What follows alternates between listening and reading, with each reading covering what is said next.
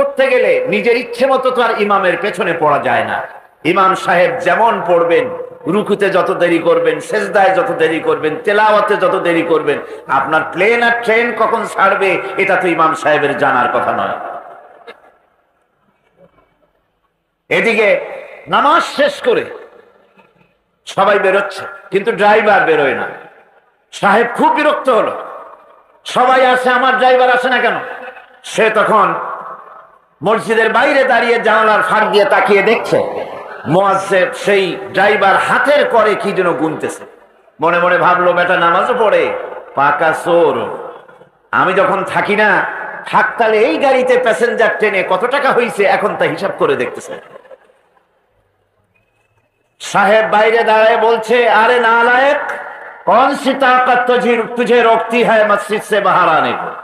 কোন শক্তি তোমাকে বাধা দেয় মসজিদ থেকে বেরোয় আসো না কেন? ড্রাইভার খুব নির্লিপ্ত ভাবে, তিনি তো সুবহানাল্লাহ, আলহামদুলিল্লাহ, আল্লাহু আকবার তাসবিহ পড়তেছিলেন। সাহেবের কণ্ঠস্বর যখন তিনি শুনলেন যে বেরো না কেন, কে ঠেকায়, তিনি তখন ড্রাইভার তখন খুবই নির্ভীক ভাবে জবাব দিলেন, সাহাব, जिस ताकत आपको मस्जिद में आने नहीं देता वही ताकत मुझे मस्जिद से बाहर नहीं जाने देता। যে শক্তি তোমাকে মসজিদে ঢুকতে দেয় না, সেই একই শক্তি আমাকে মসজিদ থেকে বেরোতে দেয় না। সুতরাং আজকের মাহফিলে যারা আসতে পেরেছেন, ওই শক্তি আমাদেরকে নির্বাচিত করেছেন কোরআনের মাহফিলে সেই সৌভাগ্যবান হওয়ার জন্য। এখানে তো লোক বার্মা থেকে এসেছে, হিন্দুস্তান থেকে এসেছে, সৌদি আরব থেকে এসেছে, কুয়েত থেকে এসেছেন, পার্শ্ববর্তী দেশগুলি থেকে এসেছে। আবার এমনও হয়েছে মাহফিলের আশেপাশে চানাচুর বিক্রি করা নিয়ে ব্যস্ত আছে। আশ্চর্য মালুম কেমনে বেচে তা দাঁড়ায় গভীর মনোযোগ সহকারে দেখছে। তাস খেলা, জুয়া খেলা, চায়ের আড্ডায় বসে আছে, তাফসীরের মাহফিলে আসার সৌভাগ্য হয়নি। সুতরাং এটা হচ্ছে একটি কিসমতের ব্যাপার।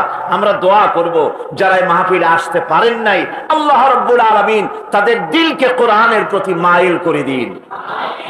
অনেক মানুষ আছে ঘুমাইতে পারে না,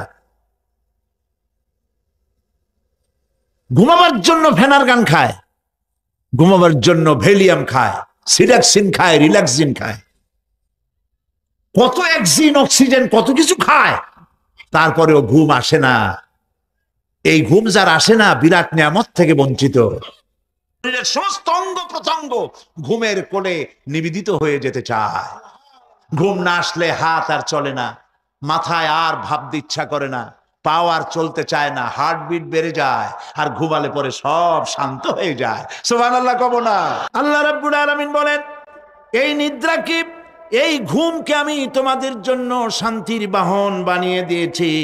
আলাম ইয়ারাউ আন্না জাআলনাল লাইলা লিয়াসকুনু ফীহি ওয়ান নাহারা মুবসিরান ইন্না ফী যালিকা লাআয়াতিন লিকাওমি ইউমিনুন।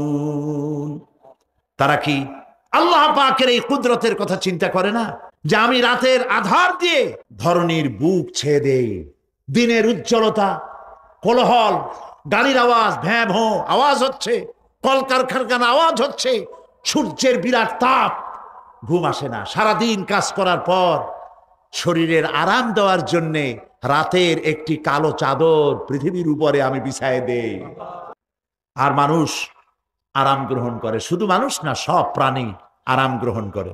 সুবহানাল্লাহ। এবং এরপরে দিনের আলো দিয়ে উদ্ভাসিত করি, যেন বিশ্রামের পর নতুন করে আবার কাজের সমস্ত উদ্দীপনা নিয়ে নতুন করে কাজে ঝাঁপিয়ে পড়তে পারে। কয়েক ঘন্টা অথবা সারাদিন হাড় ভাঙা খাটুনি খেটেছে, রিক্সা চালাইছে, গাড়ি চালাইছে, আড়াই মনের বস্তা মাথায় করে টেনেছে, চিন্তা ভাবনা করেছে। এরপরে যখন এই লোকটি কয়েক ঘন্টা মাত্র নিদ্রা গেল, আরাম পেল, মস্তিষ্ক হালকা হয়ে গেল, হার্টবিট কমে গেল, হাতের পায়ের কর্মোদ্দীপনা বেড়ে গেল, নতুন করে আবার কাজ করার জন্য সুযোগ এসে গেল। দুনিয়ার মানুষকে কর্মক্ষম রাখার জন্য আল্লাহ পাক ঘুমকে বানিয়েছেন নিয়ামত। সুবহানাল্লাহ বলে, ওয়া মিন আয়াতিহি মানামুকুম বিল্লাইলি ওয়ান নাহারি ওয়াবতিগাউ মিন ফাদলি। আল্লাহ পাক বলেন তোমাদের রাত আর দিনের বেলায় নিদ্রা যাওয়া এবং এটাই হচ্ছে তার অনুগ্রহ। রাত আর দিনের নিদ্রা যাওয়ার পরে আমার অনুগ্রহ অর্থাৎ রিজেক তালাশ করার জন্য শরীরের ভিতরে মনের ভিতরে হাত পায়ের মধ্যে কর্মের উদ্দীপনা আমি তোমাদের দিয়ে দেই। মহাবিজ্ঞানী আল্লাহ রাব্বুল আলামিনের এই বিশাল কুদরত এবং দয়া যে মানুষকে তিনি ক্লান্তি দূর করার জন্য তিনি ঘুম দিয়েছেন, আলহামদুলিল্লাহ বলি। অনেক মানুষ আছে ঘুমাইতে পারে না, ঘুমাবার জন্য ফেনার গান খায়, ঘুমাবার জন্য ভেলিয়াম খায়, সিডাক্সিন খায়, রিল্যাক্সিন খায়, কত অক্সিজেন অক্সিজেন কত কিছু খায়, তারপরেও ঘুম আসে না। এই ঘুম যার আসে না বিরাট নিয়ামত থেকে বঞ্চিত। ঘুম একটি নিয়ামত, আলহামদুলিল্লাহ বলি, বিশাল নিয়ামত ঘুম। আল্লাহ যে সমস্ত নিয়ামত আমাদের জন্ম থেকে শুরু করে এ পর্যন্ত বডির মধ্যে দিছেন, মৃত্যুর আগে আল্লাহ যেন একটিও কেড়ে না নেন, বলি আমিন। আল্লাহ রাব্বুল আলামিনের পরে বলেন وَجَعَلْنَا اللَّيْلَ لِبَاسًا وَجَعَلْنَا النَّهَارَ مَعَاشًا। আর রাতকে করেছি আচ্ছাদন, আবরণ, দিনকে রুজি কামাবার জন্য ব্যবস্থা করে দিয়েছি। দিনের বেলা রুজি কামাবেন, দিনের বেলায় ঘুমায় থাকবেন না। বহুত মানুষ আছে সকালবেলায় ঘুম দিল 12টা 1টা বাজে গেল। উর্দুতে ছোটবেলায় পড়েছিলাম জিসনে সোয়া উসনে খোয়া, যে ঘুমাইলো সব সর্বনাশ করলো। অসময় ঘুমানো, অসময় ঘুমানো সর্বনাশ হয়ে যাবে সব। এই জন্য আল্লাহ পাক বলেছেন দিনটারে বানাইছি রুজি কামাবার জন্য। রুজি কামাও, রুজি কামানো এটা একটা ইবাদত। রুজি কামানো কি? হালাল রুজি কামাবেন, ইবাদত। আপনি যে আপনার স্ত্রীকে একটা ব্লাউজ কিনে দেন, কাপড় চোপড়, প্রয়োজনীয় কসমেটিক্স কিনে দেন, আপনি যে বাজার ঘাট করেন, সব হালাল পয়সা যদি হয় সাদকা দেওয়ার মতো সমান সওয়াব হবে। রুজি কামাইতে হবে, এটা আল্লাহ পাকের হুকুম, রুজি কামাও। ফাইদা কুদিয়াতিস সালাত ফান্তাশিরু ফিল আরদ ওয়াবতাগু মিন ফাদলিল্লাহ। সুবহানাল্লাহ বলে। নামাজ যখন শেষ হয়ে গেল, ফাইদা কুদিয়াতিস সালাত, নামাজ যখন শেষ হয়ে গেল, ফান্তাশিরু ফিল আরদ, তখন জমিনে ছড়িয়ে পড়ো আর আমার অনুগ্রহ রিস্ক অনুসন্ধান করো। সুবহানাল্লাহ। মসজিদে বসে বসে খালি তসবিহ টিপতে থাকো না, কাজের সময় কাজ করো। অফিস থেকে বলে আসছে জোহরের নামাজ পড়তে যাই, জোহরের নামাজ পড়িয়ে তারপর নফল পড়া শুরু করছে, এরপরে দোয়া দুরূদ পড়া শুরু করছে। 1 ঘন্টা অফিসের সময় নষ্ট করেছেন। ফরজ নামাজ সুন্নত নামাজ পড়তে যতটুকু লাগবে এর থেকে বেশি সময় নিলে বেতন হালাল হবে না। আপনি মিথ্যা কথা বলে মিথ্যা ছুটি নিয়ে দিনের কাজ করতে পারেন না। আপনার রুজি হালাল হইতে হবে। আপনার নফল নামাজ পড়া দরকার, রাত পড়ে আছে, রাতের বেলা গিয়ে জনমের মতো নফল পড়েন, কে নিষেধ করবে? মনে থাকবে কথা। وَجَعَلْنَا نَوْمَكُمْ سُبَاتًا। আর আমি তোমাদের জন্য ঘুমকে করেছি শান্তির বাহন। মানুষের অঙ্গ প্রত্যঙ্গ প্রত্যেকটির কাজ ভিন্ন, প্রকৃতিও ভিন্ন। চোখ দেখে, কান শোনে, জিহ্বা স্বাদ গ্রহণ করে, নাক শোনে, নাক শোখে, মস্তিষ্ক চিন্তা ভাবনা করে। এ হলো প্রকৃতি। আর প্রত্যেকটি অঙ্গ প্রত্যঙ্গের রুচি আলাদা, কর্তব্যের মধ্যে বিরাট বৈষম্য। যেমন চোখ রঙিন এবং সুন্দর জিনিস দেখতে ভালোবাসে, ঠিক কিনা? বলেন ঠিক কিনা? একটা খারাপ জিনিসের দিক চোখ পড়লেই মানুষ তাড়াতাড়ি চোখ ফিরায় নেয়, ঠিক না? চোখ সুন্দর এবং রঙিন জিনিস দেখতে ভালোবাসে। কান সুমধুর সুর শুনতে ভালোবাসে, উৎসাহ বোধ করে। আর হাত নরম এবং মসৃণ জিনিসে স্পর্শ করতে উৎসাহ বোধ করে। নাক আতরের গন্ধ শুঁকতে ভালো লাগে। আর মন নতুন নতুন রঙিন ভাবনা ভাবতে চেষ্টা করে। বাড়ি বানাবো, বিল্ডিং বানাবো, ইন্ডাস্ট্রি করব, ছেলে বিয়ে দেবো, মেয়ে বিয়ে দেবো অমুক জায়গায় বিরাট লোকের কাছে। ভাবতে ভাবতে ভাবের সাগরে হারিয়ে যায়। আর ভাবনার ভিতরে খেয়ালে যদি কেউ পোলাও পাকায়, বাস্তবে তা হোক আর না হোক, খেয়ালে মনে মনে যদি কেউ পোলাও পাকায়, তাহলে ঘিয়ের দাম যাই হোক না কেন তাতে কিছু আসে যায় না। মানুষ রঙিন রঙিন ভাবনা ভাবতে খুব মজা পায়। তাহলে আমি কি বুঝাইতে চাইলাম? চোখের কাজ, নাকের কাজ, মুখের কাজ, কানের কাজ, মনের কাজ, প্রত্যেকটি অঙ্গ প্রত্যঙ্গের ভিন্ন ভিন্ন কাজ আছে, ভিন্ন ভিন্ন রুচি আছে। প্রিয় ভাই সব, হযরত ওমর ফারুক রাদিয়াল্লাহু তাআলা আনহু তিনি একবার মসজিদ নববীর মধ্যে দেখলেন ফজরের সময়, জোহরের সময় তিনি দেখলেন ফজরে যাদের দেখলাম এক জায়গায় বসা ৫-৭টা লোক, জোহরে তো তাদেরই দেখতেছি, আসরের সময় দেখলেন ওইখানে বসা, মাগরিবেও দেখলেন, এশায়ও দেখলেন। এশার নামাজের পর তিনি প্রশ্ন করলেন, তোমরা কারা? বলল যে আমরা হলাম দূরের থেকে আসছি, মসজিদে নববী শ্রেষ্ঠ মসজিদ, এখানে বসে বসে আল্লাহর জিকির আজগার করি। তো আল্লাহর জিকির আজগার করো, নামাজ পড়ো, খাও কি? কাজে কিছু লোক আছে ওরা মেহেরবানি করে রান্না করে আনিয়া আমাদের খাওয়াইয়া যায়। হযরত ওমর ফারুক রাদিয়াল্লাহু তাআলা আনহু বললেন, তাহলে তো তোমার চাইতে, তোমরা যে কয়জন এখানে বসে ইবাদত করো, তোমাদের চাইতে ওই ব্যক্তি অনেক উত্তম যে নিজে রুজি কামাই করে তোমাদের খাওয়ায় যায়, তোমরা তো অলস। শুনে রাখো, নামাজের সময় ছাড়া আগামীকাল এই জায়গায় যদি বসা দেখি, ব্যাট মেরে বের করে দেবো মসজিদ নববী থেকে। ইসলাম কাজের প্রতি উদ্দীপনা দিয়েছে, ইসলাম কাজের ট্রেনিং দিয়েছে। সুবহানাল্লাহ বলে কাজ করো আর খাও, বসে বসে বাপের বোঝা হইও না। আমাদের দেশে বহু পোলাপান আছে বাপের হোটেলে খায় আর মসজিদে গিয়া ঘুমায়, খুব সহজ কাজ। কেন এরকম করো বাবাজি? কয় চাকরি পাই না। আচ্ছা চাকরি পাও না, চাকরি তো আমাদের দেশে এক সোনার হরিণ, অথর্ব মন্ত্রীর অথর্ব ভাগ্না চাকরি হয়ে যায়, কিন্তু ফার্স্ট ক্লাস ফার্স্ট হয়েছে এমএতে চাকরি হয় না। এটা দেশের কপাল, এটা দেশের দুর্ভাগ্য। কিন্তু চাকরি পাও নাই বলে বাপের ঘাড়ের বোঝা হয়ে থাকবা। বউতে তোমার ঘুম দেখা বউ একা একা কানবে, আল্লাহ কোন উল্লুকের সাথে বিয়ে হইল আমার, সারাদিন ঘুমায়। প্রিয় ভাই সব, চাকরি পান নাই তো অসুবিধা কি? আপনি বাসের ড্রাইভার হন, আপনি সিনেমা দাম বেচেন, আপনি জমিন চাষ করেন, জমিন চাষ করা লজ্জা।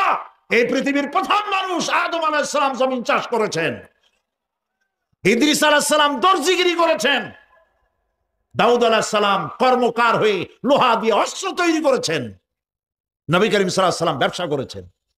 কাজী বেকার যুবকদেরকে বলতে চাই, বাপ আর শ্বশুরের বোঝা হয়ে থাকার মতো লজ্জার জিনিস আর কিছুই নাই। বাপের কামাই খাওয়া লেখাপড়া শেখার পর তোমার জন্য জায়েজ নাই।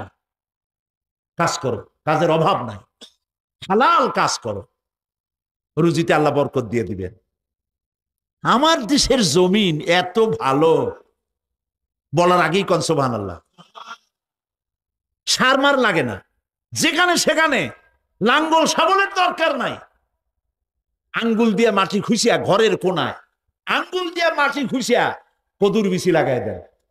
3 দিন পরে 2 পাতা, 6 দিন পর লতা, 10 দিন পর ফুল, 2 সপ্তাহের মাথায় কদু।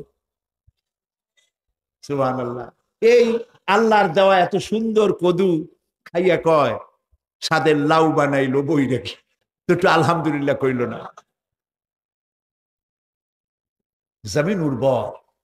ওয়াজাআলা বাইনাকুম মাওয়াদ্দা, আর তোমাদের মধ্যে আল্লাহ পাক ভালোবাসা সৃষ্টি করেছেন। এই কথা বলার এর ব্যাখ্যা কি?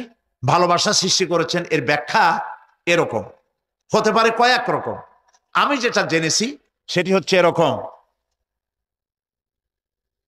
ভালোবাসা সৃষ্টি হওয়ার তো কথা ছিল না।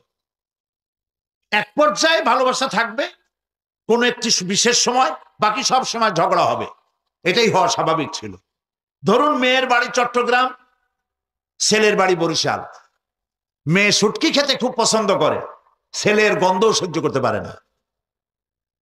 ছেলে বলে খড়ে জাত দে, আর মেয়ে বলে খড়ে জাত দে। আর ছেলে বলে যে কমে যাও। মানে একজন আর একজনের ভাষার সাথে মিল নাই। কথা ঠিক কিনা বলেন? ভাষার সাথে মিল নাই, রুচির সাথে মিল নাই। একজনের টক পছন্দ করে আর একজনের টক সহ্য করতে পারে না, আর একজনের শুটকি খায় আর একজনের শুটকি পছন্দ করে না। কাজে রুচি আর অভ্যাস ইত্যাদি দিয়ে সারাদিন স্বামী স্ত্রীর মধ্যে ঝগড়া হওয়া স্বাভাবিক ছিল, ঠিক না? আল্লাহ পাক বলেন সেখানে আমি এই স্বামী স্ত্রী যখন হয়ে যায় তখন দুজনের মধ্যে আমি ভালোবাসার সৃষ্টি করে দেই। আর সে ভালোবাসা এমন পর্যায়ে চলে যায়, স্ত্রী তার স্বামীর জন্য জীবন দিতে চায়, স্বামী তার স্ত্রীর জন্য জীবনের সবকিছু উজাড় করে দিতে চায়। ওয়াজআলা বাইনাকুম মাওয়াদ্দা, এরপরে সৃষ্টি করি রাহমান। ওই ভালোবাসা ছিল যৌবন কেন্দ্রিক, বিশেষ এক উদ্দেশ্যকে সামনে রেখে। কিন্তু যখন যৌবনে ভাটি লাগলো তখন ওই উদ্দেশ্য আর থাকলো না। তখন আল্লাহ পাক বলেন এই সময় তো দুজনের মধ্যে রাগারাগি খেসাখেসি ইত্যাদি হয়, স্বাভাবিক ছিল, কিন্তু তা হইল না। আমি রহমত দিলাম, করুণা দিলাম। এখন বুড়ি বুড়ারে ছাড়ে বাঁচে না, আর বুড়াও বুড়িরই ছাড়া বাঁচে না। তাও আমরা সুবহানাল্লাহ কব না। এইসব কথা শুনিয়া সুবহানাল্লাহ যদি বলানো লাগে কইয়া কইয়া, তাহলে তো বড় সমস্যার কথা। শুনলেন কি আর বুঝলেন না কি? প্রিয় ভাই সব, আমি বুঝতে পারছি আপনারা বলেন ঠিকই, তবে শুনতে শুনতে মোহমুগ্ধ হয়ে বলার সময় পান না। আলহামদুলিল্লাহ, বলি আলহামদুলিল্লাহ। তো আল্লাহ রাব্বুল আলামিন পরস্পরের মধ্যেই ভালোবাসা সৃষ্টি করলেন। এটি আল্লাহ পাকের আয়াত। এটা আল্লাহ পাকের কি বলুন? আয়াত মানে কি? নিদর্শন। আমার ভাইরা, আমার নিজের জীবনের এক দৃষ্টান্ত আমি প্রায় বলি লোকদেরকে। ছোটবেলায় মাদ্রাসা থেকে বাড়ি ফিরতেছি, তখন গয়নার নৌকা, লঞ্চ নাই, নৌকা। সেই নৌকা বিরাট লম্বা নৌকা, 4-5 জনে দাঁড় বায়, বড় বড় লম্বা লম্বা দাঁড়, ছিপ নৌকা, খুব লম্বা নৌকা। এই নৌকাগুলি প্যাসেঞ্জার বহন করে। স্টেশন আসতে পরে ঢোল পিঠায়, মানুষ এসে ওঠে। রাতের বেলায় চলতে হয়, রাতেই এগুলো চলতো বেশি, আজকাল এগুলি আর নাই। সেই নৌকার মাঝখানে থাকতো বাঁশ পোতা, দুই দিকে মানুষ শোবে, নৌকার দুই দিকে মাথা দিয়ে, একদিকে পা দিয়ে শোবে। ছাত্র জীবন, শুয়ে আছে এরকম করে, কিন্তু পা লম্বা করা যায় না। পা লম্বা করলে আর একজনের বুকের উপরে গিয়ে ওঠে। এভাবে করে পা কতক্ষণ গোটো করে রাখা যায়? কিছুক্ষণ পর মনের মধ্যে চিন্তা জাগলো যে আল্লাহ, হাঁটুতে তো ব্যথা করতেছে, এই হাঁটুগুলি যদি নাট বল্টুর মতো মোড়ায় মোড়ায় খোলার সিস্টেম করে দিতে, তাহলে তো এখন কষ্ট হতো না। ঠ্যাংডারে মোড়াইয়া খুলিয়া তারপরে ব্যাগের মধ্যে ভরিয়া বালিশের কাজ হতো, ঠ্যাংও ব্যথা করতো না। ছাত্র হলে যত চিন্তা মাথার মধ্যে আসে, এইসব চিন্তা, কেনুর মধ্যে একটা মুড়ি পেঁয়াজ হইলে ভালো হইতো, এইসব চিন্তা করতেছে। চিন্তা করে করে এক ফাঁকে ঘুম এসে গেল। সকালবেলায় নৌকা যখন ফিরেছে স্টেশনে, ঘুম ভেঙে গেল যাত্রীদের চিৎকারে। একজন বলছে আমার মানি ব্যাগ চুরি হয়েছে, আর একজন বললো আমার হ্যান্ড ব্যাগ গেছে, আর একজন বলছে আমার ব্রিফ কেস গেছে, চোরে নিয়ে গেছে। ওরা তো যার যার হারানো জিনিস নিয়ে ব্যস্ত। আমি তখন তওবা করতেছি যে আল্লাহ, আমার বুদ্ধিমতো যে বুদ্ধি রাত্রে করলাম, এই বুদ্ধিমতো যদি মানুষের হাতে এবং কেনুতে থাকতো নাট বল্টুর মতো করে মুড়ি পেঁয়াজ দেওয়া, আর ওইগুলি যদি থাকতো ব্রিফকেসের মধ্যে, হ্যান্ডব্যাগের মধ্যে, তাহলে তো সকালবেলায় শুনতাম কেউ বলতো যে আল্লাহ আমার তো ঠ্যাং চুরি হয়ে গেছে, কেউ বলতো আমার তো হাত চুরি হয়ে গেছে। আল্লাহ আল্লাহ আল্লাহ আল্লাহ, আল্লাহু আকবার। আল্লাহ সুবহানাহু ওয়া তাআলা কি সুন্দর করে তৈরি করেছেন। এত হাল তারা মিন ফুতুর, আমার সৃষ্টি নৈপুণ্যতার ভেতরে কোনো ভুল দেখতে পাও? কোনো ভুল পাবে না। আমার সৃষ্টি নৈপুণ্যতার ভেতরে কোনো ভুল নাই। সুবহানাল্লাহি বিহামদিহি, সুবহানাল্লাহি বিহামদিহি। এত সুন্দর করে আল্লাহ সুবহানাহু ওয়া তাআলা মানুষ সৃষ্টি করলেন। খালাকাল ইনসান আল্লামাহুল বায়ান, তিনি মানুষকে কথা বলা শিখিয়েছেন, তিনি মানুষকে সৃষ্টি করেছেন এত সুন্দর করে, চামড়া দিয়ে, সুন্দর করে চোখ দিয়ে, চুল দিয়ে, মুখ দিয়ে, কি সুন্দর করে বানিয়েছেন। সুবহানাল্লাহ। দেখুন, পায়ের তালুর চামড়া একরকম, তলার চামড়া আর এক রকম, বুকের চামড়া একরকম, পিঠের চামড়া আর এক রকম, ঠিক কিনা কর? পায়ের উপরের যে চামড়া, ওই চামড়াটা যদি পায়ের তলায় হতো, 2 দিনও হাঁটা যেত না। প্রতি সপ্তাহে 3 বার করে হাফসুল করা লাগতো, কোন ঠিক কিনা? আল্লাহ সুবহানাহু ওয়া তাআলা যেখানে যেটা দরকার তাই দিয়েছেন। আর ওরা বলে কি, কয় যে আল্লাহ নাই, দেয়ার ইজ নো গড। ছাগল কোথাকার। গ্যাগারিন বলেছেন, ইউরি গ্যাগারিন, প্রথম মহাশূন্যচারী মহাশূন্য পরিভ্রমণ করে এসে বললেন যে মহাশূন্যের লক্ষ লক্ষ মাইল পরিভ্রমণ করে এলাম। মহাশূন্যে হিন্দুরা যাকে ভগবান বলে, খ্রিস্টান যাকে গড বলে, মুসলমানেরা যারা আল্লাহ বলে, এই লক্ষ লক্ষ মাইলের কোন জায়গায় অস্তিত্ব দেখলাম না। কিসের আল্লাহ, কিসের গড? নাউযুবিল্লাহি মিন যালিক। কত বড় ছাগল! তুমি দেখ আল্লাহ রে, তুমি তো নিজের শরীরই নিজে দেখো না। আমরা কি আমাদের নিজের শরীরটা দেখি? আয়নার সাহায্য ছাড়া ঘাটটা কেমন, হিপটা কেমন, ব্যাকটা কেমন, পেছনের উরুটা দেখতে কেমন, আজ পর্যন্ত আয়নার সাহায্য ছাড়া দেখতে পারি নাই। নিজের শরীরটাই দেখতে পারি নাই, আর এই শরীরের স্রষ্টাকে দেখতে চাই। সাহস তো কম না পাগলের। আল্লাহ সুবহানাহু ওয়া তাআলা তিনি মানুষকে সৃষ্টি করেছেন, কত সুন্দর করে তিনি বানিয়েছেন। একবার লক্ষ্য করে দেখো, শুকরিয়া আসবে আল্লাহর দরবারে, মাথা নত হয়ে আসবে। কি সুন্দর করে আল্লাহ পাক বানিয়েছেন। মানুষের শরীরে কিডনি লাগবে দুটি, কিডনি লাগবে একটা। কিডনি কি? কিডনি হচ্ছে আপনার পেশাবকে ছেঁকে বের করে দেয়, একটা দারুণ জিনিস আপনার শরীরের জন্য। কিডনি যদি ইনঅ্যাক্টিভ হয়ে যায়, হাত পায়ে পানি এসে হাত পা ফুলে আপনি মৃত্যুর দিকে এগোতে থাকবেন। এই কিডনি, এই ছাকনি মাত্র একটা হলে চলে, কিন্তু আল্লাহ পাক ছাকনি এই কিডনি দিয়েছেন দুটো। কটা দিলেন? দুটো। একটা যদি কখনো ডিসঅর্ডার হয়ে যায়, আর একটা দিয়ে যেন আমার বান্দা কাজ চালায় নিতে পারে। সুবহানাল্লাহ বিহামদিহি, সুবহানাল্লাহ। চোখ তো একটা হলেও হয়, কিন্তু আল্লাহ চোখ দিলেন দুটো। কটা দিয়েছেন? দুটো চোখ দিয়েছেন, দুটো কান দিয়েছেন। আমি অবাক হয়ে গিয়েছি যখন আমার ছেলের চিকিৎসা চলতেছিল সিঙ্গাপুর মাউন্ট এলিজাবেথ হসপিটালে। 7টা অপারেশন হয়েছে। আমার ছেলে কারিবুল মত, একেবারে মৃত্যুর দুয়ারে চলে গিয়েছিল। 7টি অপারেশন, 40 ব্যাগ রক্ত লেগেছে। 2.5 ফিট তার ইন্টেস্টাইন কেটে ফেলেছে, 2.5 ফিট খাদ্যনালী কেটে ফেলে দিয়েছে। আমি ডাক্তারকে জিজ্ঞেস করলাম, সার্জনকে, 2.5 ফিট তার খাদ্যনালী তুমি কেটে ফেললে, তা আমার এই ছেলে খেয়ে হজম করবে কি করে? তার খাওয়াটাও প্রবলেম হবে না? ডাক্তার আমাকে যা বলল, শোনা মাত্র আমার চোখে পানি এসে গেল। ডাক্তার বলল, তুমি জানো না, আমি তো মাত্র 2.5 ফিট কেটেছি। তোমার স্রষ্টা, এই পৃথিবীর স্রষ্টা মানুষ যিনি সৃষ্টি করেছেন, প্রত্যেক মানুষের পেটের ভিতরে এই খাদ্য নালীকে রব্বুল আলামিন 22 ফিট লম্বা করেছেন। আমি তো মাত্র 2.5 ফিট কেটেছি। কোন প্রয়োজনে যদি কাটতে কাটতে আরো কাটা হয়, 10 ফিটও কাটা হয়, কষ্ট হবে না। সুবহানাল্লাহ বিহামদিহি। তার শ্বাস নেওয়ার জন্য, প্রশ্বাস নেওয়ার জন্য কি ব্যবস্থা আল্লাহ পাক করেছেন। মানুষের হার্ট বিট হচ্ছে, এটাকে হার্ট বিট যেটা হয়, সংকোচন সম্প্রসারণ। এই যে মানুষ, ডাক্তাররা বলে রোগী হার্ট অ্যাটাক করেছে, হার্ট অ্যাটাক করেছে। হার্ট অ্যাটাক করবে, অ্যাটাকটা কি? অ্যাটাকটা হচ্ছে সংকোচন সম্প্রসারণ, সংকোচন সম্প্রসারণ, এরকম হচ্ছে। ফট করে এটা অ্যাটাক করলো, আর যদি ছেড়ে না দেয়, এটাই অ্যাটাক করা, এটাই তার জীবনটা শেষ হয়ে যাওয়া।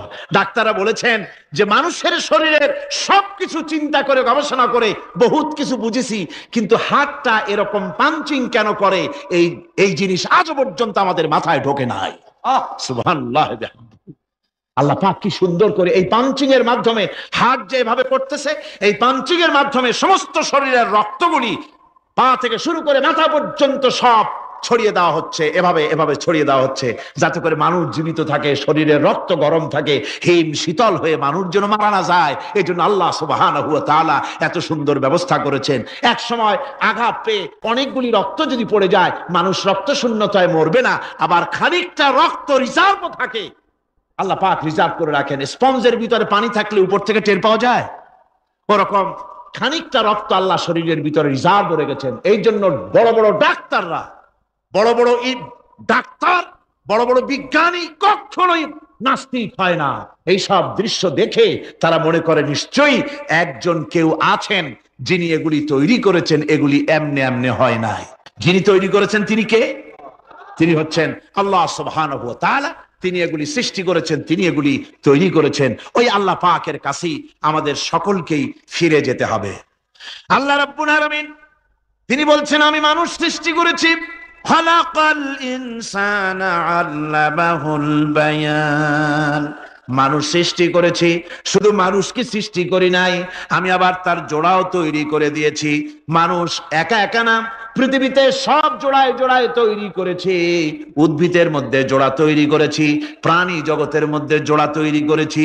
এই দুনিয়ার ভিতরে যা কিছু আছে, উদ্ভিদ হোক আর মানুষ হোক, প্রাণী জগৎ হোক, সবগুলিকে আমি আল্লাহ জোড়া বানাইছি, জোড়ায় জোড়ায় নর এবং নারী সবগুলির মধ্যে করে দিয়েছি।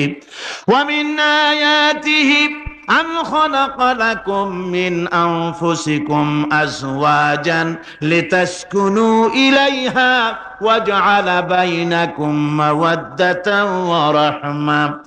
আল্লাহ রাব্বুল আলামিন বলেন, আমার অগণিত নিদর্শনের ভিতরে এটাও একটি নিদর্শন যে আমি তোমাদের থেকে তোমাদের জোড়া তৈরি করেছি, তোমাদের স্ত্রীদেরকে তৈরি করেছি, যাতে করে তোমরা তাদের কাছে শান্তি পাও। আর তোমাদের মধ্যে ভালোবাসা সৃষ্টি করেছি, মহব্বত সৃষ্টি করে দিয়েছি। আর পরিণত বয়সে এই মহব্বতকে আমি আল্লাহ করুণার সহৃদয়তায় পরিণত করে দেই।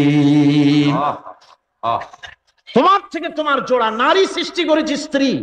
সেই স্ত্রীর কাছে তুমি তোমার স্বস্তি শান্তি ফিরে পাবে। আর যখন বৃদ্ধ হয়ে যাবে, তখন এই ভালোবাসাটা আমি করুণা আর মহব্বতের মধ্যে পয়দা করে দেই।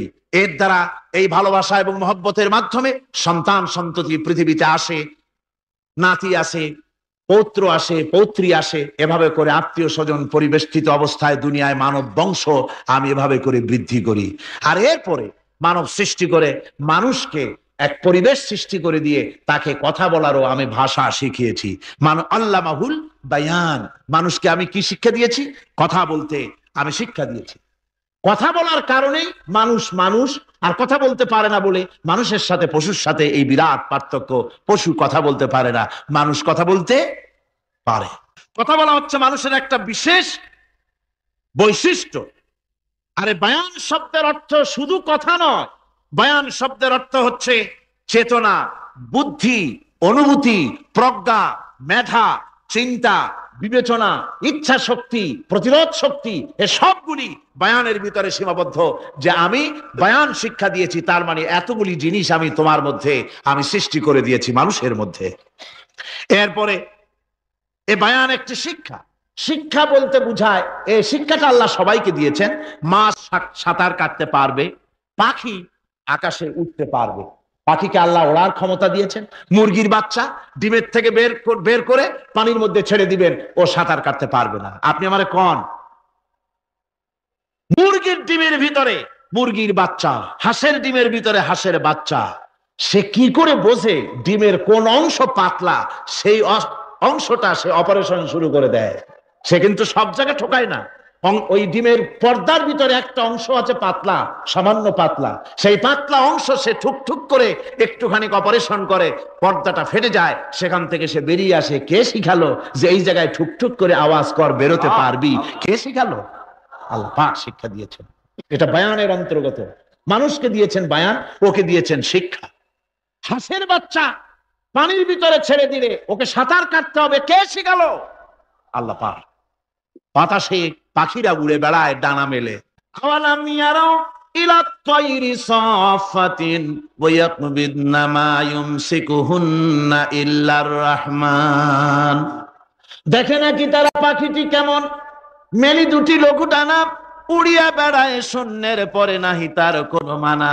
আবার সে ডানা গুটাইয়া চলে কিন্তু পড়ে না তবু, বলকে বাতারে শূন্যে রাখিছে ভিন্ন সে এক প্রভু। প্লেনের মতো, এরোপ্লেনের মতো দেখছেন না পাখিগুলি এরকম এরকম করে ওড়ে। আবার কখনো উঠতে গিয়ে আর ডানা দোলায় না, দুটো ডানা শরীরের সাথে মিশাইয়া একেবারে রকেটের মতো উড়ে চলে যায়, কিন্তু পড়ে যায় না। কে তাকে শূন্যের উপরে রেখেছে? জোরে কন, কে রেখেছে? এই ট্রেনিং আল্লাহ পাক তাকে দিয়েছেন। আল্লাহ পাক তাকে এই শিক্ষা দিয়েছেন।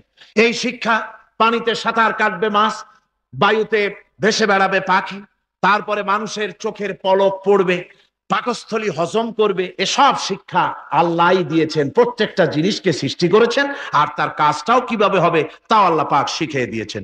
এই জন্য শুধুমাত্র এই শিক্ষাটুকুনি নয়, মূল শিক্ষা হচ্ছে আল্লামাহুল বায়ান। এর আসল অর্থ হলো মানুষের জ্ঞানের পূর্ণতার জন্য আল্লাহ পাক বয়ান দিয়েছেন, সে বয়ান হচ্ছে কোরআনে কারীম। সে বয়ান কি? কোরআন।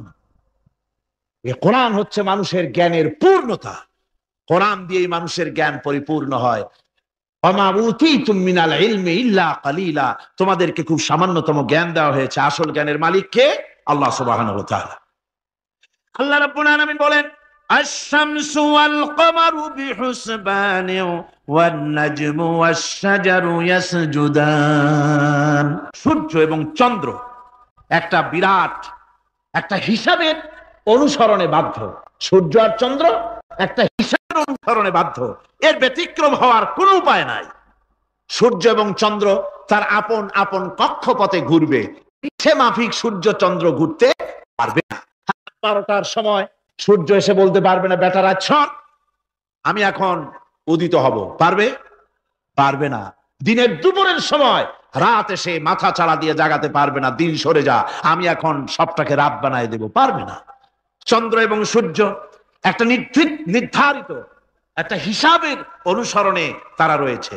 আর এই হিসাবের নিয়ম, কঠোর হিসাবের নিয়মতান্ত্রিকতার ভেতরে থাকার কারণেই মানুষের জন্য চন্দ্র, মাস, বছর ইত্যাদি গণনা মানুষের জন্য আল্লাহ সহজ করে দিয়েছেন। আল্লাহ পাকের নবীর কাছে জিজ্ঞাসা করা হচ্ছে, ওয়ায়াসআলুনাকা আনিল আহিল্লাম। ও নবী, আপনাকে প্রশ্ন করা হয় চাঁদ সম্পর্কে। কাফেররা প্রশ্ন করেছে, চাঁদের ক্রমবর্ধমান ক্রমহ্রাস কেন? চাঁদ বাড়ে কেন, কমে কেন? আপনারে জিজ্ঞাসা করা হয়, আপনি জবাবে বলুন, কুল হিয়া মাওয়াকিতু লিন্নাস। বলুন, এ চাঁদ হচ্ছে মাস, দিন, বছর গণনা করার জন্য, গোটা পৃথিবীবাসীর জন্য আমি একটা স্থায়ী ক্যালেন্ডার আকাশে ঝুলায় রাখছি। জোরে কোন সুবহানাল্লাহ। বিনা পয়সার ক্যালেন্ডার কে ঝুলায় রাখছেন? আল্লাহ সুবহানাহু ওয়া তাআলা। তিনি ঝুলিয়ে রেখেছেন এই ক্যালেন্ডারকে। আর এই চন্দ্র সূর্য নিজের ইচ্ছা মাফিক চলতে পারে না। আল্লাহ পাক কোরআনে কারিমে বলেছেন, আফা গায়রা দীনিল্লাহি ইয়াবগুন ওয়া লাহু আসলামা মান ফিস সামাওয়াতি ওয়াল আরদি তাওআন ওয়া কারহা। তোমরা কি আমার দেওয়া জীবন ব্যবস্থা ছেড়ে দিয়ে মানুষের তৈরি করা, অন্যের তৈরি করা মতবাদ গ্রহণ করতে চাও? ওয়ালাহু আসলামা মান ফিস সামাওয়াতি ওয়াল আরদ। অথচ আকাশে যা কিছু আছে, জমিনে যা কিছু আছে, সব আমার কি করছে? আমার হুকুম মেনে, আমার আনুগত্য করে তারা চলছে। আনুগত্যের সামনে মস্তক অবনত করে দিয়েছে। তাই তো আমরা দেখতে পাই তাল গাছে কোনোদিন বেল হয় না। হয়? তাল গাছে বেল হয়? নারকেল গাছে আম হয়? নিম গাছে লিচু হয়? হয় না। আল্লাহর সুন্নতের ভিতরে কোনো পরিবর্তন পাওয়া যাবে না। দেখুন, বঙ্গোপসাগরের পানি মিষ্টি না নোনা? সবাই বলুন, মিষ্টি না নোনা? বঙ্গোপসাগরের নোনা পানি জোয়ারের টানে এই বঙ্গোপসাগরের নোনা পানিগুলি পদ্মা, মেঘনা, যমুনার ভিতরে প্রবেশ করে মিষ্টি পানির ভিতরে। আবার ভাটির টানে পদ্মা, মেঘনা, যমুনার পানিগুলি, মিষ্টি পানিগুলি নোনা পানির মধ্যে গিয়া ঢোকে। মাঝখানে কোনো পার্টিশন নাই। নোনা পানি মিষ্টি পানির এলাকাকে নোনা বানাতে পারে না, আবার মিষ্টি পানিগুলি গিয়া নোনা পানিগুলিরে মিষ্টি বানাইতে পারে না। কার হুকুম পালন করে? কার হুকুম? النجم والشجر يسجدان والسماء رفعها ووضع الميزان। তারকা, বৃক্ষরাজি সব সেজদায় রত। তারাই সেজদা দেয় কারে? কারে সেজদা দেয়? চাঁদ সেজদা করে কাকে? সূর্য করে কাকে? গাছপালা করে কারে? আল্লাহ পাককে সেজদা করে সবাই। সমস্ত সৃষ্টি জগতের কাজ হলো তিনটা। সৃষ্টি জগতের কাজ কয়টা? তিনটি কাজ। একটা কাজ হচ্ছে সৃষ্টি জগৎ মহান আল্লাহর উদ্দেশ্যে সিজদা করবে, তার হামদ করবে, তার তাসবিহ করবে। তিনটা কাজ, সিজদা করবে, হামদ করবে, তাসবিহ করবে। এই তিনটা কাজ হচ্ছে সৃষ্টি জগতের। গোটা পৃথিবীর সবকিছু আল্লাহ পাককে সিজদা করছে।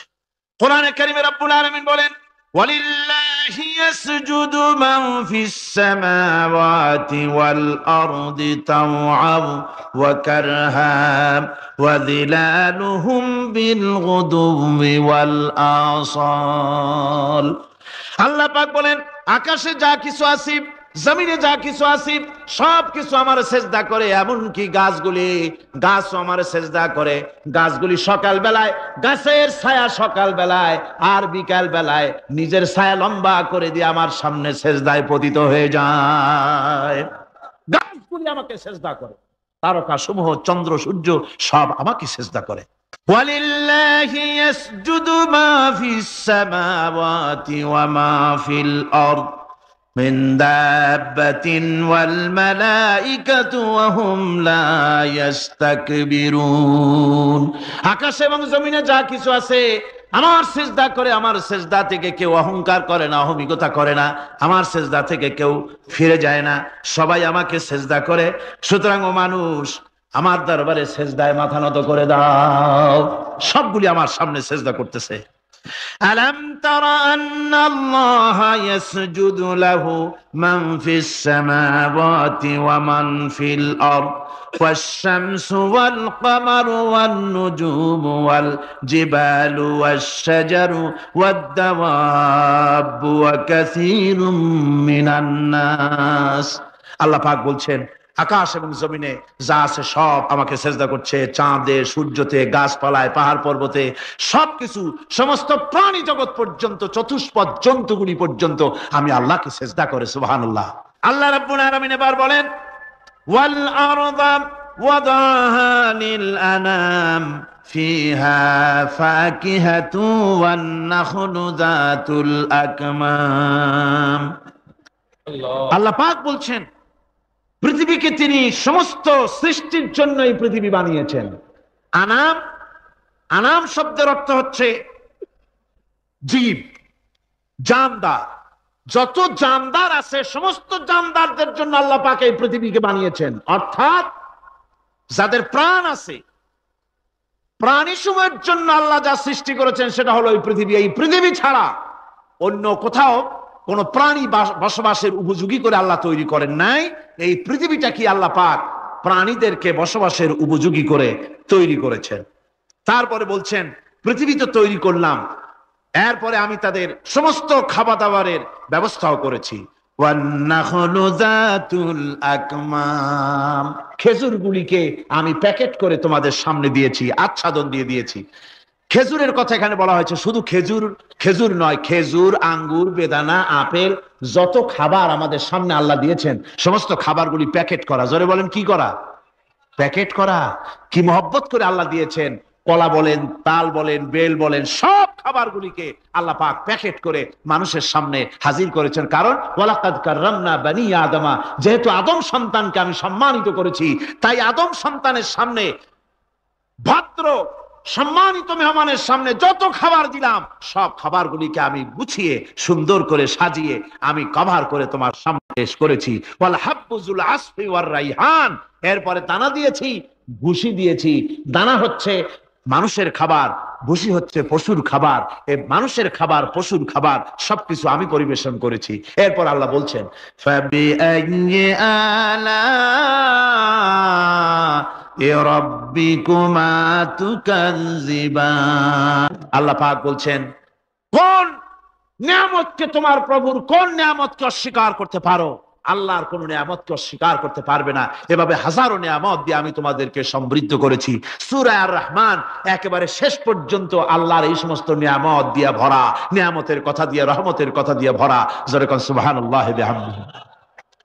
এই কোরআন, যে কোরআন আল্লাহ আমাদের শিক্ষা দিলেন, এই কোরআন অনুযায়ী দয়া করে যে কোরআন দিলেন, যাতে অর্থনীতি আছে, সমাজনীতি আছে, রাজনীতি আছে, যাতে মানুষের পারিবারিক জীবন আছে, সবকিছু যে কোরআনে আছে। এই কোরআন দিয়ে রাসূলুল্লাহ একটা সমাজ তৈরি করেছিলেন যেখানে চুরি ছিল না, ডাকাতি ছিল না, জেনা ব্যভিচার ছিল না। ওরকম একটি সমাজ বাংলাদেশে প্রতিষ্ঠিত হোক, এটা কি আপনারা চান? কারা কারা চান? দেখতে চাই।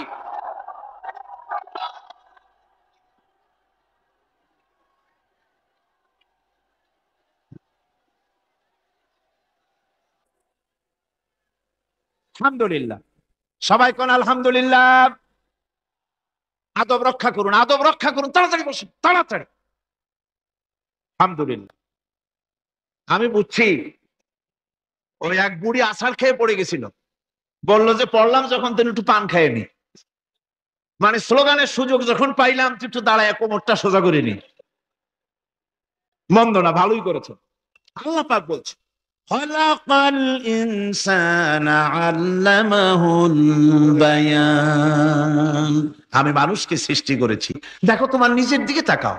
ফালয়ানজুরিল ইনসানু মিম্মা খুলিক, কিভাবে মানুষ তোমাকে সৃষ্টি করা হলো একবার তাকায় দেখো, তোমার শরীরের দিকে একটু তাকায় দেখো তো কেমনে আমি বানাইলাম, কিভাবে তৈরি করলাম, লক্ষ্য করো। এই যে মাথা, এই মাথাটার ভিতরে আছে মগজ, ব্রেইন। বিজ্ঞানীরা বলেছেন এতে 1000 মিলিয়ন নার্ভ সেলস আছে এর মধ্যে। 1000 মিলিয়ন নার্ভ সেল। সেল হচ্ছে CELL, সেল। সেল মানে কোষ। এই 1000 অনুভূতি কোষ, 1000 মিলিয়ন অনুভূতি কোষ রয়েছে মাথার ভেতরে। মস্তিষ্কের এসব কোষগুলি, এসব সেলগুলি, তার মধ্যে আবার আছে নার্ভ ফাইবার, অর্থাৎ সূক্ষ্ম সূক্ষ্ম নার্ভ সুতা সমগ্র শরীরের মধ্যে তা ছড়িয়ে দেওয়া আছে। এই সূক্ষ্ম সুতার মাধ্যমে ঘন্টায় 70 মাইল বেগে শরীরের প্রত্যেকটা অঙ্গ প্রত্যঙ্গের খবর মস্তিষ্কের মধ্যে চলে যায়। সুবহানাল্লাহ ওয়া বিহামদিহি। আপনার পায়ে যদি কাটা ফোটে, শরীরে যদি ব্যথা লাগে, ঘন্টায় 70 মাইল বেগে সূক্ষ্ম সূক্ষ্ম যে তারগুলি আল্লাহ দিয়েছেন, ওই তারের মাধ্যমে আপনার মাথায় চলে যায়। মস্তিষ্কে গেলে পরে তড়িৎ গতিতে সিদ্ধান্ত হয় কাটা তুলতে হবে। অথবা একটা সাপ দেখেছেন, সাপ প্রথম চোখ দিয়ে দেখলেন, চোখ, এই চোখের ভিতরে আপনার 130 মিলিয়ন লাইট রিসেপ্টর আছে, অর্থাৎ বিভিন্ন দৃশ্যকে, ছবিকে ক্যাচ করার মতো 130 মিলিয়ন লাইট রিসেপ্টর গ্রহণযোগ্য মেশিন রয়েছে চোখের ভিতরে। চোখ দিয়ে সাপ দেখলেন, চোখের ভিতরে রয়েছে আবার অসংখ্য তার। এই অসংখ্য তার ব্রেনের সঙ্গে জুড়ে দেওয়া আছে। চোখ সাপ দেখলো, 70 মাইল বেগে প্রতি ঘন্টায় এই খবর তড়িৎ প্রবাহের মতো মস্তিষ্কের ভেতরে চলে গিয়েছে। মস্তিষ্ক সঙ্গে সঙ্গে ডিসিশন দিচ্ছে, দৌড় মারো, অথবা লাঠি হাতে নাও, অথবা যে কোনো একটা পজিশন তাকে সাথে সাথে সিদ্ধান্ত দিয়ে দিচ্ছে। জোরে বলেন সুবহানাল্লাহ। এই অনুভূতি শক্তি যদি আল্লাহ পাক না দিতেন মানুষের শরীরে, পায়ের মধ্যে পাথর ঢুকলে, কাটা তো কাটা, পাথর ঢুকলেও টের পাইতাম না। আল্লাহ পাক এই ব্যবস্থা করে দিয়েছেন মস্তিষ্কের মধ্যে এতগুলি সেল, প্রত্যেকটা সেলের আলাদা আলাদা কাজ। সুখ, দুঃখ, ভালোবাসা, মোহাব্বত, আনন্দ, স্বাদ ইত্যাদি জিনিসের অনুভূতি মস্তিষ্কের ভেতর থেকেই হয়। এখানে সেগুলি রেখে দেওয়া হয়েছে। তারপরে রয়েছে এই মস্তিষ্কের ভেতরে মেমোরি, স্মৃতি, স্মৃতি শক্তি। দেখুন টেপ রেকর্ডার, টেপ রেকর্ডারে ওয়াজগুলি রেকর্ড হচ্ছে, তাফসীর রেকর্ড হচ্ছে। কিছুদিন পর ওই রেকর্ডের উপরে আর একটা কথা যদি উঠান, তাহলে প্রথম কথা থাকবে, প্রথম গান বা ওয়াজ থাকবে, নষ্ট হয়ে যাবে। কিন্তু আল্লাহ রাব্বুল আলামিন আপনার আমার মাথার ভিতরে এমন এক ফিতা দিয়ে দিয়েছেন, এমন একটা মেমোরি ফিতা দিয়েছেন, যেই ফিতার ভিতরে হাজার হাজার, লক্ষ লক্ষ, কোটি কোটি সমস্ত কথাগুলি ধরবে, আপনি মুখস্থ করতে পারবেন। আগে যা মুখস্থ করেছেন, পরে মুখস্থ করলে পরে আগেরটা মুছে যাবে না। সুবহানাল্লাহ ওয়া বিহামদিহি। কি সুন্দর করে মস্তিষ্কের ভেতরে এই মেমোরি শক্তিকে আল্লাহ পাক তৈরি করে দিয়েছেন। চিন্তা করলে মাথা নত হয়ে যাবে আল্লাহর দরবারে। আল্লাহ পাক বলছেন এই জিনিস আমি তোমার মাথার মধ্যে রেখেছি। দেখুন মানুষ কত কথা বলে, কত বই পড়ে, মানুষের মাথায় যত কথা আছে সব কথা যদি লিপিবদ্ধ হয়, ভলিউম ভলিউম হয়ে যাবে, যা একটা লাইব্রেরিতে ধরা সম্ভব নয়। অর্থাৎ আপনার মাথাটা হচ্ছে একটা বিশ্বকোষ, আপনার মাথাটা হচ্ছে একটা বিরাট বিশ্বজোড়া লাইব্রেরি। জোরে কোন সুবহানাল্লাহ ওয়া বিহামদিহি। আপনার মাথায় যা আছে তা আপনার কোনো বিল্ডিং এর মধ্যে ধরবে না, কোনো গ্রামে, কোনো দেশের মধ্যে তা ধরবে না। এত জিনিস আপনার মাথার মধ্যে আছে, ঠিক কিনা? আল্লাহ পাক একটা চোখ আমাদের দিলেন। আল্লাহ রাব্বুল আলামিন বলেন ألم نجعل له عينين ولسانا وشفتين وهديناه النجدين।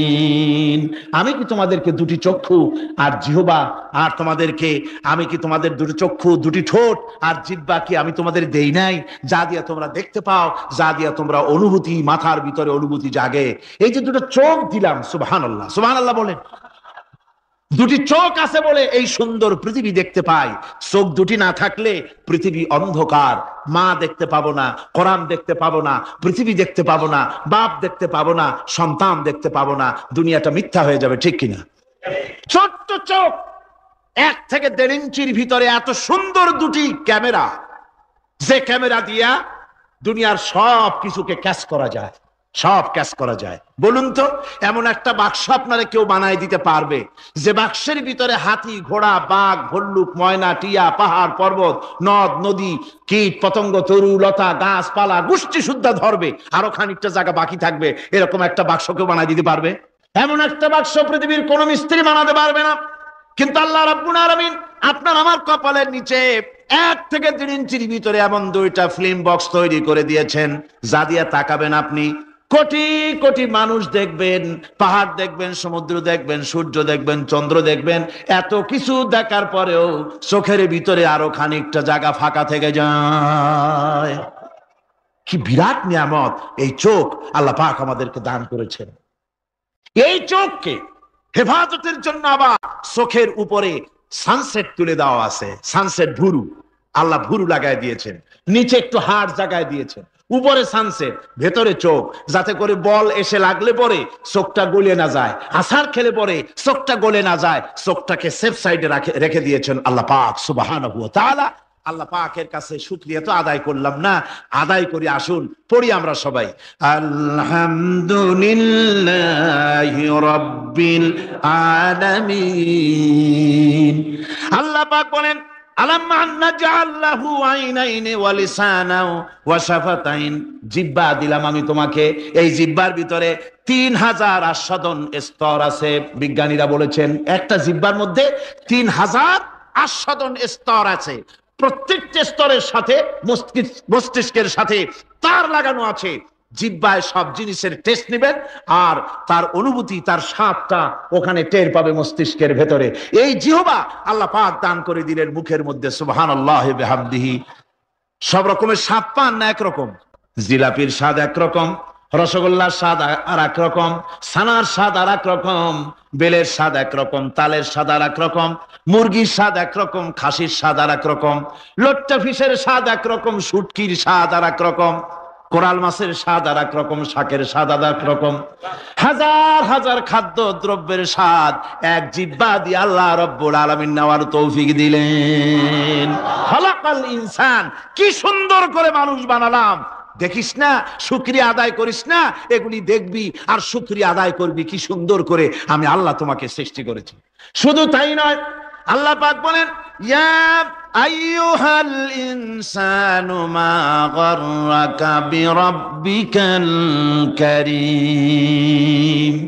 ও মানুষ, কোন জিনিস তোমাকে ধোকায় ফেলে দিল তোমার মহান প্রভুর ইবাদত থেকে, গোলামি থেকে? কোন জিনিস তোমারে ধোকায় ফেলে দিল? কেন ধোকায় পড়ে গেলে? আল্লাহ রাব্বুল আলামিন তাই বলেন, ইয়া আইয়ুহাল ইনসানু মা গাররাকা বিরাব্বিকাল কারীম। কোন জিনিস তোমাকে ধোকায় ফেলে দিল ওই মহান আল্লাহ রাব্বুল আলামিনের ইবাদত থেকে, গোলামি করা থেকে? যে একজন সাহেব কোথাও যাচ্ছিলেন, তার ড্রাইভার কিছুদিন গিয়ে বলছে, সাহাব মসজিদ में जमात खड़ी हुई है, इजाजत दीजिए मैं जरा नमाज पढ़ के आऊं। মসজিদে তো নামাজ শুরু হয়ে গেছে, একটু অনুমতি দিন আমি একটু মসজিদে গিয়ে নামাজ পড়ে আসি। সাহেব তো ছিল গানের ভক্ত, সঙ্গীত পিপাসু। সাহেব খুব বিরক্ত হলো, আমি যাব গান শুনতে, আরে বেচারা একটা নামাজের ফেকলা জুটিয়ে দিল। সে তখন তাচ্ছিল্য ভরে বলল, আরে যা যা, যারা জলদি সে আনা, যাবি ঠিক কিন্তু তাড়াতাড়ি আসবি। মসজিদের ভেতরে গিয়ে ড্রাইভার নামাজ পড়া শুরু করেছে। এখন নামাজ পড়তে গেলে নিজের ইচ্ছে মতো তো আর ইমামের পেছনে পড়া যায় না। ইমাম সাহেব যেমন পড়বেন, রুকুতে যত দেরি করবেন, সেজদায় যত দেরি করবেন, তেলাওয়াতে যত দেরি করবেন, আপনার প্লেন আর ট্রেন কখন ছাড়বে এটা তো ইমাম সাহেবের জানার কথা নয়। এদিকে নামাজ শেষ করে সবাই বেরোচ্ছে, কিন্তু ড্রাইভার বেরোয় না। সাহেব খুব বিরক্ত হলো, সবাই আসে, আমার ড্রাইভার আসে না কেন? সে তখন মসজিদের বাইরে দাঁড়িয়ে জানালার ফাঁক দিয়ে তাকিয়ে দেখছে মুয়াজ্জিন সেই ড্রাইভার হাতের করে কি যেন গুনতেছে। মনে মনে ভাবলো, বেটা নামাজও পড়ে, পাকা চোর। আমি যখন থাকি না, থাকতালে এই গাড়িতে প্যাসেঞ্জার ট্রেনে কত টাকা হয়েছে এখন তা হিসাব করে দেখতেছে। সাহেব বাইরে দাঁড়ায় বলছে, আরে নালায়েক, कौन सी ताकत तुझे रोकती है मस्जिद से बाहर आने को? কোন শক্তি তোমাকে বাধা দেয় মসজিদ থেকে বের হয়ে আসো না কেন? ড্রাইভার খুব নির্লিপ্ত ভাবে, তিনি তো সুবহানাল্লাহ, আলহামদুলিল্লাহ, আল্লাহু আকবার তাসবিহ পড়তেছিলেন। সাহেবের কণ্ঠস্বর যখন তিনি শুনলেন যে বেরো না কেন, কে ঠেকায়, তিনি তখন ড্রাইভার তখন খুবই নির্ভীক ভাবে জবাব দিলেন, সাহাব, जिस ताकत आपको मस्जिद में आने नहीं देता वही ताकत मुझे मस्जिद से बाहर नहीं जाने देता। যে শক্তি তোমাকে মসজিদে ঢুকতে দেয় না, সেই একই শক্তি আমাকে মসজিদ থেকে বেরোতে দেয় না। সুতরাং আজকের মাহফিলে যারা আসতে পেরেছেন, ওই শক্তি আমাদেরকে নির্বাচিত করেছেন কোরআনের মাহফিলে সেই সৌভাগ্যবান হওয়ার জন্য। এখানে তো লোক বার্মা থেকে এসেছে, হিন্দুস্তান থেকে এসেছে, সৌদি আরব থেকে এসেছে, কুয়েত থেকে এসেছেন, পার্শ্ববর্তী দেশগুলি থেকে এসেছে। আবার এমন হয়েছে মাহফিলের আশেপাশে চানাচুর বিক্রি করা নিয়ে ব্যস্ত আছে। আশ্চর্য মালুম কেমনে বেচে তা দাঁড়ায় গভীর মনোযোগ সহকারে দেখছে। তাস খেলা, জুয়া খেলা, চায়ের আড্ডায় বসে আছে, তাফসীরের মাহফিলে আসার সৌভাগ্য হয়নি। সুতরাং এটা হচ্ছে একটি কিসমতের ব্যাপার। আমরা দোয়া করব যারা এই মাহফিলে আসতে পারেন নাই, আল্লাহ রাব্বুল আলামিন তাদের দিলকে কোরআনের প্রতি মাইল করে দিন। ওয়াল আসরি ইন্নাল ইনসানা লাফি খুসর। আল্লাহ পাক কসম করে বলছেন, মানব মণ্ডলীর, গোটা বিশ্বের সমগ্র মানব গোষ্ঠীর জীবন ব্যর্থ, বিফল। কিন্তু চারটি কাজ করলে জীবন হবে সফল। ওই ক্ষতি থেকে যদি বাঁচতে চাই, কাজ করতে হবে কয়টা? চারটা। মুসলমান ব্যক্তির ঈমান, আকীদা তথা ইসলামের বুনিয়াদী বিশ্বাসগুলো কোরআন, হাদিস তথা আহলে সুন্নাতুল জামাতের আকীদা অনুযায়ী মজবুত করে নিতে হবে। পরিষ্কার ধারণা করে নিতে হবে তাওহীদ সম্পর্কে, আল্লাহ পাকের তাওহীদ সম্পর্কে, একাত্মবাদ সম্পর্কে আকীদাকে মজবুত করতে হবে। এটা ঈমানের সর্বশ্রেষ্ঠ অঙ্গ। 2 নম্বরে, রাসূল পাক সাল্লাল্লাহু আলাইহি ওয়াসাল্লাম দুনিয়ার সমস্ত আম্বিয়া আলাইহিমুস সালাম, রাসূল করিম সাল্লাল্লাহু আলাইহি ওয়াসাল্লাম, দুনিয়া আল্লাহ পাক যত পয়গম্বর পাঠিয়েছেন সমস্ত পয়গম্বর মাসুম ছিলেন, বেগুনাহ ছিলেন। এই কথা নির্ভেজাল ভাবে, সলিড ভাবে বিশ্বাস করতে হবে। আল্লাহ নবীদের কোনো ভুল নাই, নবীদের কোনো গুনাহ নাই। সুবহানাল্লাহ। এই আকীদা মজবুত করতে হবে। এরপরে এই কোরআন বোঝার জন্য, কোরআন সরাসরি আমরা বুঝতে পারবো না, সেই জন্য কোরআনের নমুনা আল্লাহ পাক করেছেন কাকে? রাসূল করিম সাল্লাল্লাহু আলাইহি ওয়াসাল্লাম। তিনি হচ্ছেন কোরআনের নমুনা। হযরত মাওলানা সৈয়দ সালমান নদভী মাদজুল আলী, উস্তাজুল উলামা, আমি তার জন্য দোয়া করি দিল থেকে, আল্লাহ পাক তাকে হায়াতে তাইয়্যিবা, সিহাতে কুল্লিয়া দান করুন। তাকে আল্লাহ পাক গোটা জাতির কাছে, গোটা বিশ্বের সমস্ত মুসলমানদের কাছে তার এই দাওয়াত, ইসলামের দাওয়াত বলিষ্ঠ কণ্ঠে পেশ করার তৌফিক আল্লাহ পাক তাকে দান করুন। তিনি হাদিসটি উল্লেখ করেছেন, আমি আবার এটাকে উল্লেখ করতে চাই। হযরত আয়েশা সিদ্দিকা রাদিয়াল্লাহু তাআলা আনহাকে প্রশ্ন করা হয়েছে, রাসূলের চরিত্র কেমন? হযরত আয়েশা বলেছেন, তোমরা কি কোরআন পড়ো নাই? সাহাবায়ে কেরাম বললেন, হ্যাঁ কোরআন পড়েছি। হযরত আয়েশা বলেছেন, কোরআন যদি পড়ে থাকো তাহলে রাসূলুল্লাহর চরিত্র জানার জন্য আমার কাছে কেন এসেছো? কোরআনে যেটা পড়েছো ওর বাস্তব নমুনা যদি দেখতে চাও তাহলে আল্লাহর নবী মুহাম্মদুর রাসূলুল্লাহর দিকে তাকাও।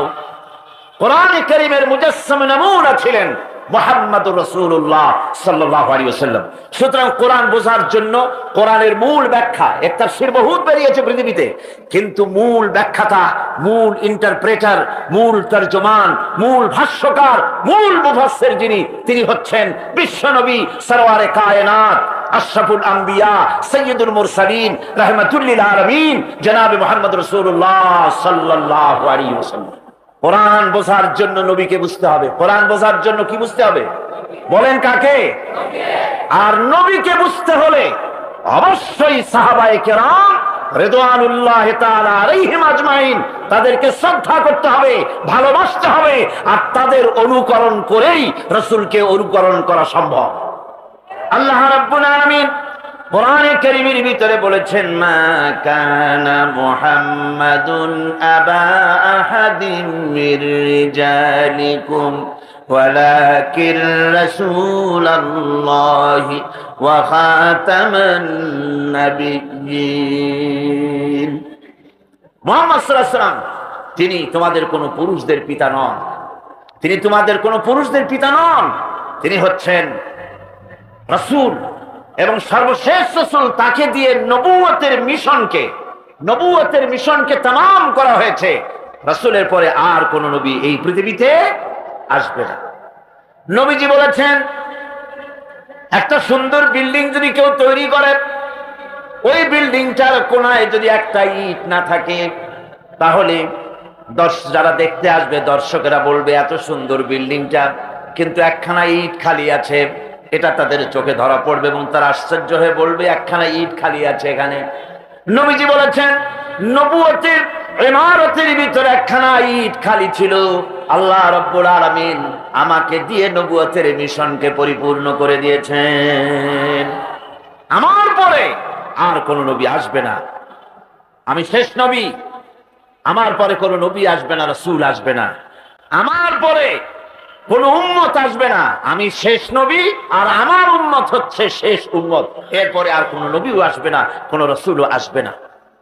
অবশ্য আলহামদুলিল্লাহ, যে বিষয় আমি আজকে আলোচনা করতে চাই, সেই বিষয়ের উপরে আমার ভাইজান আল্লামা হযরত মাওলানা সৈয়দ কামাল উদ্দিন জাফরি মাদাজুল আলী, তিনি খুব সুন্দর করে জামে মানে বক্তব্য আপনাদের সামনে রেখেছেন।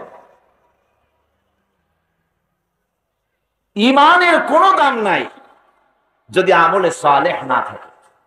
ঈমান হচ্ছে এক, এটা মূল্যহীন হয়ে পড়ে যদি আমলে সালেহ না থাকে। ঈমান হচ্ছে এক, এক তো নিশ্চয়ই বোঝেন, একটা অঙ্ক এক, আর আমলে সালেহ হচ্ছে 0, 0। এই একের সামনে একটা শূন্য লাগালেন, ঈমান এনেছেন, একটা নেক কাজ করেছেন, তাহলে কত হয়ে গেল?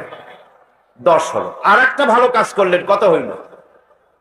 আরেকটা দিলেন, আরেকটা নেক কাজ করলেন, কত হলো?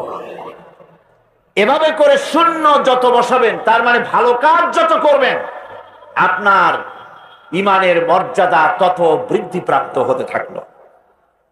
আর এই নেক কাজগুলি, এই শূন্যগুলি বসাতে হবে একের ডান দিকে। কোন দিকে? ডান দিকে। যদি বাম দিকে বসান, একটা এক লিখে বাম দিকে শূন্য লেখা আরম্ভ করলেন, একেবারে ফেনি পর্যন্ত, কোনো দাম আছে? কোনো দাম নাই। এই জন্য বামপন্থীদের কোনো দাম নাই। যারা নিজেদেরকে বামপন্থী বলে পরিচয় দেয়, বামপন্থী আন্দোলন করে, মুসলমানের সন্তান, আর পরিচয় দেয় বামপন্থী, এর চাইতে নির্লজ্জ আর হতে পারে বলে আমার জানা নাই। আসহাবুল ইয়ামিন, আসহাবুশ শিমাল, ডানপন্থী আর বামপন্থীর কথা আল্লাহ পাক কোরআনে কারীমের মধ্যে বলেই দিয়েছেন। ডানপন্থী হচ্ছে মুমিনেরা, আল্লাহর মুমিন বান্দারা ডানপন্থী, আর তাদের নেতা হচ্ছেন নবীরা। নবীরা এই মুমিন বান্দাদেরকে নিয়ে, ডানপন্থীদেরকে নিয়ে নবীরা আল্লাহর জান্নাতে চলে যাবেন। আর বামপন্থীদের নেতা হচ্ছে শয়তান। বামপন্থীদের নেতা কে? শয়তান। শয়তান এদের নেতৃত্ব দিয়ে কোথায় নিয়ে যাবে? জাহান্নামে নিয়ে যাবে। সুতরাং আপনাকে বসতে হবে, নেক কাজগুলি করতে হবে, যা যেন একের বাম দিকে চলে না যায়। অর্থাৎ যে ব্যাখ্যা ভাইজান দিয়েছেন, যে ব্যাখ্যা হযরত মাওলানা জাফরি সাহেব দিয়েছেন, যে নেক কাজ করতে হবে আল্লাহকে খুশি করার জন্য। কাজটা ভালো হওয়ার জন্য শর্ত দুইটা। একটা হচ্ছে কাজটা হতে হবে আল্লাহকে খুশি করার জন্য। কারে খুশি করার জন্য? আল্লাহ পাককে খুশি করার জন্য হতে হবে। আর 2 নম্বরে কাজটা হতে হবে সুন্নতে নববী সাল্লাল্লাহু আলাইহি ওয়াসাল্লাম, রাসূল করিম সাল্লাল্লাহু আলাইহি ওয়াসাল্লামের সুন্নতের উপরে কাজটি হতে হবে। তাহলেই আপনার আমলটা সহি হয়ে গেল। আপনি আমি নিজের আন্দাজ করে কাজটা খুব ভালো হয়েছে মনে করলেই হবে না।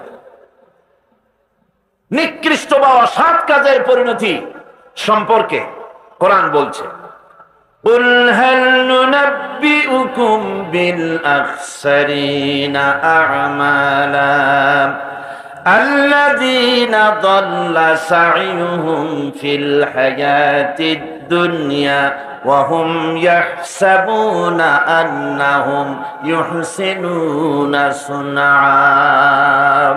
আমি কি তোমাদেরকে বলবো না যে কোন আমল তোমাদেরকে ক্ষতিগ্রস্ত করবে? সেটা হচ্ছে সেই আমল যারা দুনিয়ার জীবনে দুনিয়ায় উন্নতি করার জন্য কাজ করে। তাদের সমস্ত জদ্দোজাহাদ, তাদের চেষ্টা প্রচেষ্টা দুনিয়ায় টিকে থাকার জন্য তারা করে থাকে। যে কাজগুলি আল্লাহ পাকের খুশনুদি হাসিলের জন্য, আল্লাহ পাককে খুশি করার জন্য করা হয় না, সেই কাজগুলি মানুষের সমস্ত প্রচেষ্টাকে, তার চেষ্টাকে, তার সমস্ত আমলগুলিকে বিনষ্ট করে দেবে। এগুলি কিয়ামতের দিন কোনো ফায়দা হবে না। আল্লাহ রাব্বুল আলামিন কোরআনে কারীমের মধ্যে বলছে, উলাইকাল্লাযীনা কাফারু বিআয়াতি রাব্বিহিম ওয়া লিকাইহি ফাহাবিতাত আ'মালুহুম ফালা নুকিমু লাহুম ইয়াওমাল কিয়ামাতি ওয়াজনা। যারা নাকি আমার মহাসত্যকে অস্বীকার করেছে, আমার আয়াতকে অস্বীকার করেছে এবং আমার সঙ্গে দেখা করতে হবে এই বিষয় যারা অস্বীকার করেছে, তাদের কোন জিনিস, তাদের আমলের প্রতি আমি কিয়ামতের দিন কোনো ভ্রুক্ষেপ করব না। এগুলির কোনো মূল্য আমার কাছে হবে না। নেক কাজ করলে পরে সেই নেক কাজের জাযা আল্লাহ রাব্বুল আলামিন দিবেন, যদি তার পেছনে উদ্দেশ্য থাকে আল্লাহকে খুশি করা। এই শীতকাল যখন আসে তো মানুষের অন্ধদের চোখ ভালো করার জন্য বিভিন্ন জায়গায় অন্ধ শিবির করা হয়। বহু মানুষ আছে যারা মানুষের উপকারের জন্য কুয়া বানায়, টিউবওয়েল বানায়, রাস্তা তৈরি করে দেয়, তারপরে হসপিটাল বানায়, স্কুল কলেজ তৈরি করে, অনেক ভালো ভালো কাজ করে। এই ভালো কাজগুলির পেছনে যদি আল্লাহকে খুশি করার উদ্দেশ্য না থাকে তাহলে এগুলির কোনো মূল্যায়ন হবে না। এগুলির পাওনা যেটা, সেটা আল্লাহ পাক এই পৃথিবীতে তাদেরকে দিয়ে দিবেন। দুনিয়ায় তার যা পাওনা সব এখানেই দিয়ে দিবেন। আল্লাহ রাব্বুল আলামিন বলেন, وَلَقَدْ عَلِمْتُمُ الَّذِينَ اعْتَدَوْا مِنْكُمْ فِي السَّبْتِ فَقُلْنَا لَهُمْ كُونُوا قِرَدَةً خَاسِئِينَ।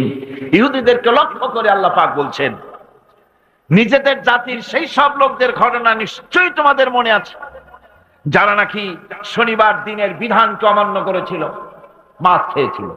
এই মৎস্য নিষিদ্ধ মৎস্য ভক্ষণ করার কারণে কতগুলো বান্দর হইল? 70,000। এই 70,000 লোকই কিন্তু মাছ খায় নাই। 3টা ভাগ হয়ে গিয়েছিল। কয়টা ভাগ হয়েছে? 3টি ভাগ হয়েছে বনি ইসরায়েলের মধ্যে। এক ভাগে মৎস্য খেলো, খুব বুদ্ধি করে খেলো তারা। মানুষ তো বুদ্ধি দারুণ। তারা চিন্তা করলো শনিবারে মাছ যখন খাওয়া দিছে, তো শনিবারের দিন মাছ যখন আসবে কেনারায় একটা বেড়া দিয়ে রাখবে, এমন করে শনিবারে এসে ঢুকবে, বাইরে যেতে পারবে না। রবিবার দিন ওইটারে ধরিয়ে ধরিয়ে মজা করে খাবো। নিষিদ্ধ মৎস্য ভক্ষণ করলো, এই হলো এক শ্রেণী। 2 নম্বরে মাছ খায়ও নাই, নিষেধও করে নাই কাউকে। 3 নম্বরে মাছ খায় নাই, বরং আল্লাহর এই নিষিদ্ধ ব্যাপারটি জানায় দিয়েছে, খবরদার আল্লাহ নিষেধ করেছেন মৎস্য খেও না। তাহলে কয়টা ভাগ হলো? 3টি। রব্বুল আলামিন ইহুদিদের মধ্য থেকে যারা নিষিদ্ধ মৎস্য, নিষিদ্ধ দিনে মৎস্য যারা ভক্ষণ করলো, তাদেরকে আর যারা মাছ খায় নাই, নিষেধ করে নাই, এই দুই শ্রেণীকে একত্রিত করে সবগুলারে গোষ্ঠী শুদ্ধা রাতারাতি বানর বানাইয়া দিলেন। তার অর্থ কি? এর দ্বারা বোঝা গেল হক কথা বলতে হবে। অন্যায় চুপ করে যদি সহ্য করেন, অন্যায় যে করে আর অন্যায় যে সহে, দুজনই কি? দুজনই সমান পাপী।